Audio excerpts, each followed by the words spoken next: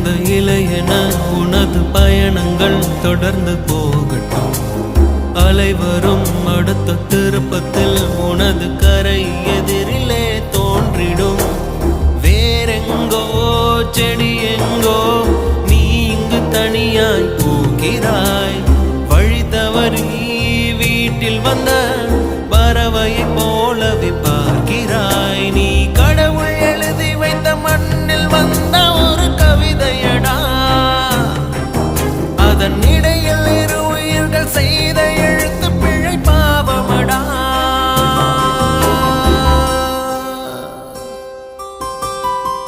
ஆராரோ பாட இங்கு தாயும் இல்லை. உனை அள்ளி செல்லம் கொஞ்சம் யாரும் இல்லை. நீ மண்ணில் வந்துதிக்க உன்னை